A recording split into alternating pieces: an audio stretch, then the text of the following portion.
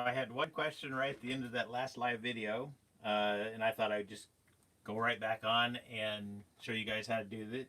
Somebody asked about how to do a rainbow spiral with the black lines through it. So I just grabbed the tee that I was doing that square on, and I've just started doing just a regular rainbow spiral twist here. Let me share this out here just a second. I still got to get a whole plan on how to do this stuff, but we're getting there. So looks like some of you guys stayed and watching. So let me share this and then I'll be right back with you guys.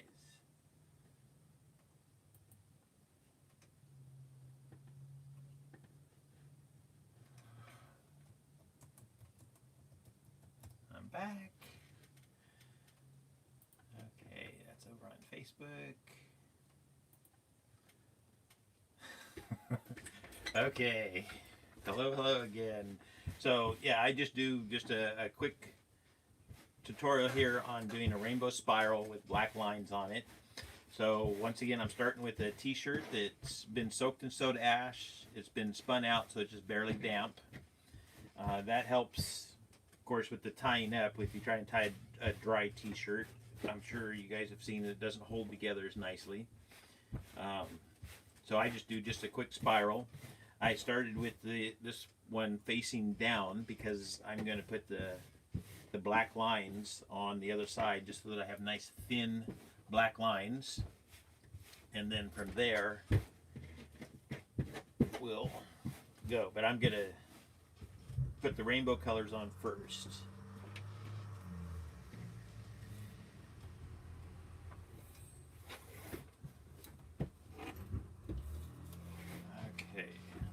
So the kite string, that's my favorite mode of tying shirts up now, just because you can control the tension how you want it. Just makes it quick and easy.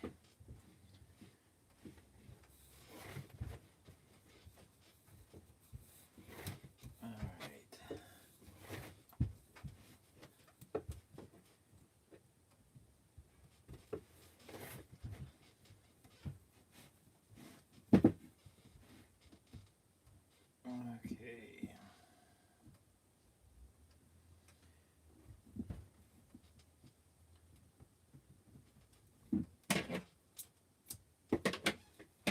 Okay, so like I say, there's the front of the t-shirt. That's the square that you guys see on there.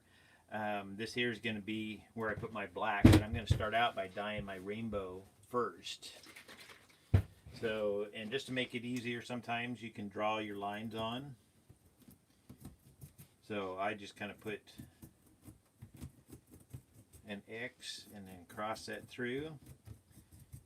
There gives you your palette line for coloring. If you want to be precise, you can figure out what color you want to have up at your neck. So I'm going to put turquoise up here where the collar's at. And I'm just going to quickly go through this.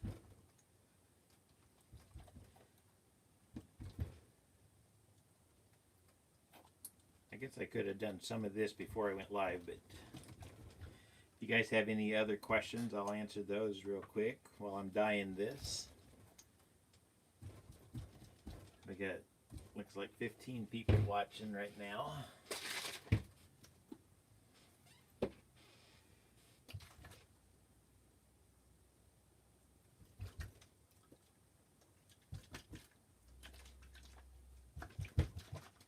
And this here should, after I'm done, this should load back up as a regular video. So somebody said they missed the beginning.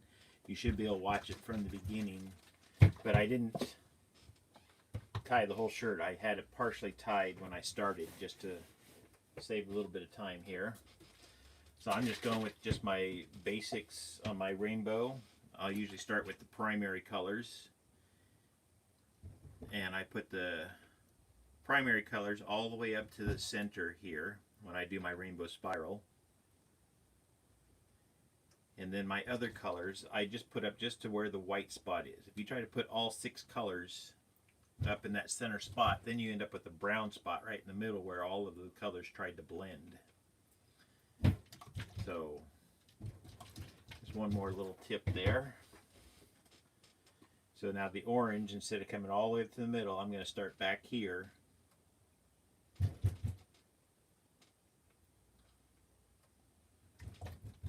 And I'm tapping the bottles in. I'm trying to really soak this really good. I want to get a lot of dye mixed down in because the black is just going on one side of this. So I want to get the rainbow colors as deep in there as I can.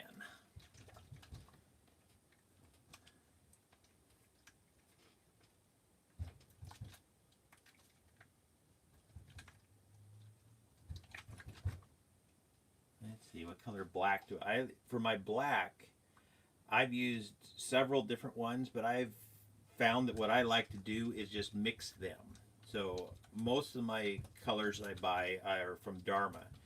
And I think in my black, I currently have Raven Black, New Black, and Better Black.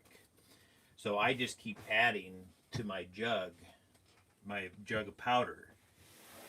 And so when I get a new black in, I'll just pour the next black in and shake it up and just mix them all together. So that's how I do my black.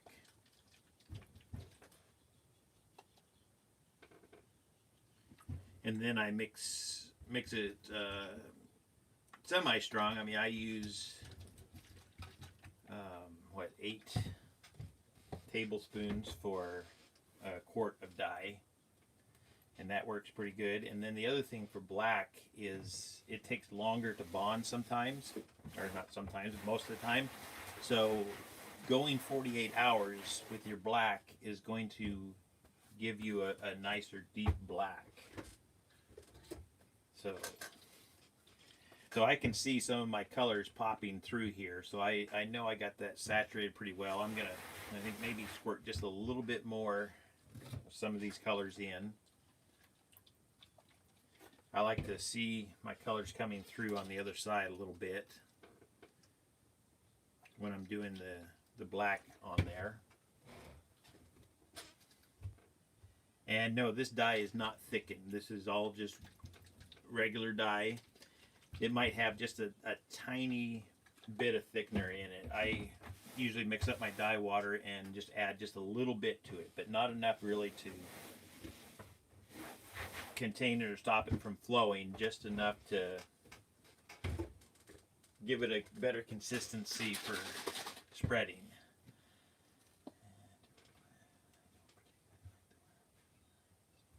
Yeah, see, the splitting is why I like to mix all of mine, because some of the different blacks, they split in different ways. And my theory is that by mixing them all together, I'm getting the best of them and hopefully canceling out some of the negatives. So what I'm going to do now is put black over this whole side. So on the front side, I did the rainbow and I colored the piece of the pie. That's going to give me the spiral. And by coloring this whole side, it's going to give me, the design I call this is the spider web. So it's just going to have lines from the center of the shirt just kind of spoken out. And since I have rainbow on one side, you're going to have a nice rainbow spiral. And this is just going to give you the black lines going through it. So I just cut the whole thing. And by doing the side that went in these nicer, smoother black lines, they'll go through the shirt. And that's how I do with the black lines in it. And then I'll let this rest with the black side up just so that it can soak in just a little bit more into the shirt here. And there we have it. Do you add salt? Yeah. Salt to my dyes, that's another thing that I add in. It's not something that's required, but it's something that it does help push the dye out of the water and into your t-shirt. You've done a black hole dye. Not specifically a black hole, but I did do a constellation, or one of the star things that was red and black in there. I can try to look and see what I can do about a black hole. questions do we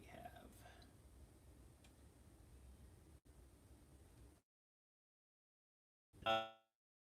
That's just going to be a matter. I know if you pinch the dye or the t-shirt with a pair of pliers or something, and then you twist it, you can get a nice tighter spiral. I usually just do them by hand. I have seen a couple tutorials on doing the pleated spirals over on the Addicted to Tie-Dye page, so that might be a place to search for a tighter spiral. I just haven't worked on it a lot. I'm fairly happy with the spiral that I have. Let's see.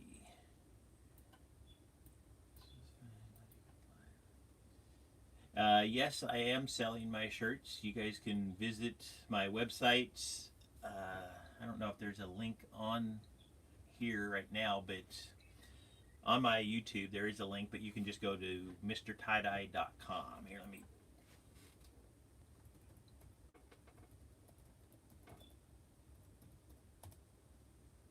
There, I put my web store in the description. I'll put it in the description, but I put it in the comment section.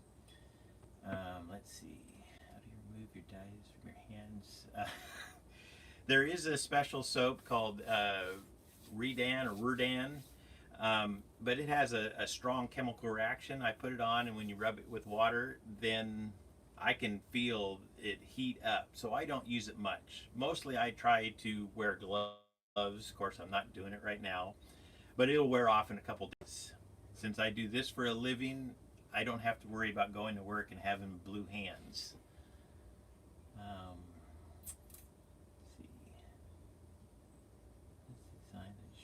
Okay, this one here, this is a Ron Star on my shirt that I'm wearing.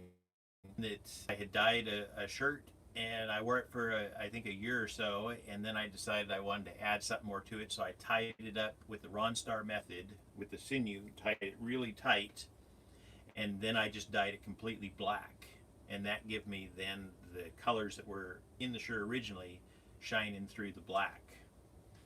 And I can demo that at some point too. Thicker fabrics. Yeah, the thicker fabrics, it just takes more time. Another thing that I use is gasoline oil. This is something that I put in. Let's see if I can see that on there. This here I buy at Dharma. Oh, it looks like it's backwards. Oh, no, it's forward. Anyways, I put a few drops of this in my dye to penetrate the fabric better.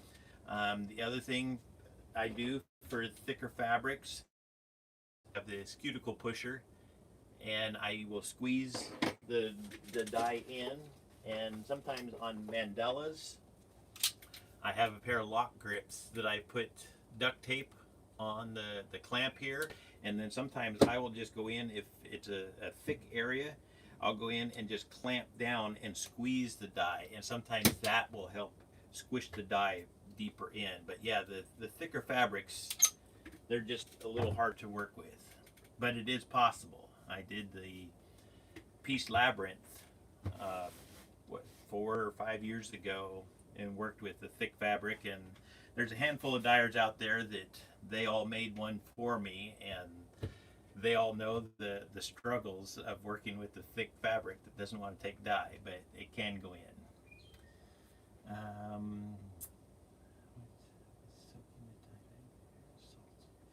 Not sure about soaking in the vinegar and salt solution. I haven't heard of doing that except for back in the day when they were using RIT dyes. As far as the Procyon dyes, soda ash and heat and time is what sets that dye, so I'm not sure about that. So the shirt will not be all black on one side. No, this shirt here, it's going to be, I don't have one currently, it's going to have the rainbow spiral on the front and the back, but then there's going to be black lines that are going to come out from the center of the t-shirt. So let me see.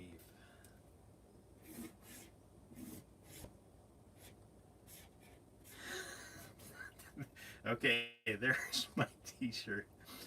So the black lines are going to come out from the middle of the shirt like this. They're all the creases here in the t-shirt. Oh, I guess you can't even see my picture there. Maybe you can see my picture now.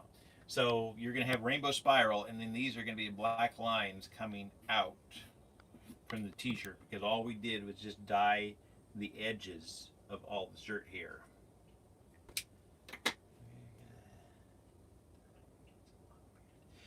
No, if I'm working and it looks like my beard, I'll go ahead and tuck my beard into my shirt or put it in a little ponytail. Thank you. I like my beard too.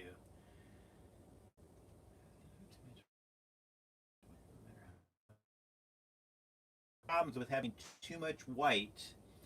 Part of it might be, I'm not sure what design you're working on, but if you've tied up like a spiral, I don't tie mine up super tight so that I can open them up a little bit, and then you can kind of peek down inside to see if you have white showing through. And what I can see is my colors from the other side here. Trying not to smudge. Yeah. So it's just a matter of making too much white, more than what you like. Just give a quick check. The other thing you can do is use your cuticle pusher, and I'll just open a crack up that way. You can just kind of peek down inside there and see if you see white, especially like on hoodies. They're really hard to get all of the white out, but you just have to keep adding more dye in there.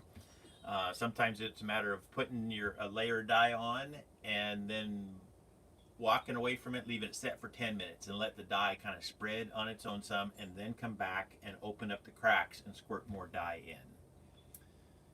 Let's see. Yes, I use Sensorpol. I've been using that for 19 years.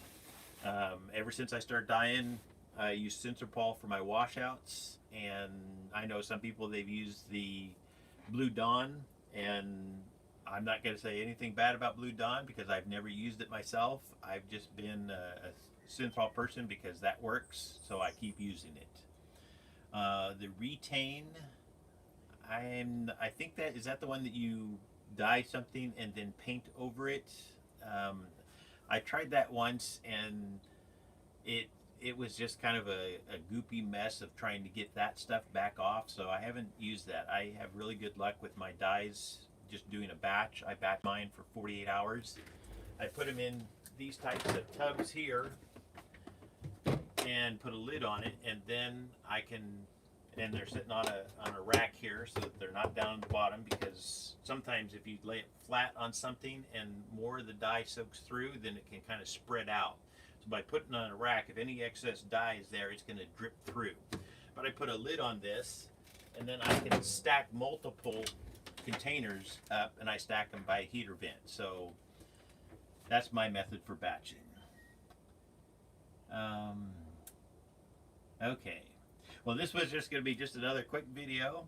I will be doing more of these, and it looks like you guys like the question and answers, so I will try to have a period when I do these live videos where I can ask these. So please write your questions down, and I will answer them as I can. Let's see, the dyes. I mix my dyes up into the bottles, and just sitting at room temperature, they're good for 2 to 3 weeks. I guess it depends on how warm your room is. I live in Oregon, so my room temperature is usually in the mid-60s. If you store them in the refrigerator, then they are going to last much longer, but I don't have fridge space for that, so they just sit around my table. In the summertime, if we have a hot day in here, I'll go ahead and wet some rags and put them over my dye bottles just to try to keep everything cool. And then if it's been longer than 2 or 3 weeks since I've used my dye, or since I mixed it, then I'll go ahead and put another scoop of powder in and blend it up again. And I only do that one time. I think if you try to refresh them too many times, you're just going to end up with a thick, goopy bottom on when it starts separating. So, okay, well, I think we're done for today. Thank you all for showing up, and like I say, keep your questions handy, and I'll be doing more of these live videos. This was a little bit awkward, but it was kind of fun too. So thank you all for watching, and you guys have a great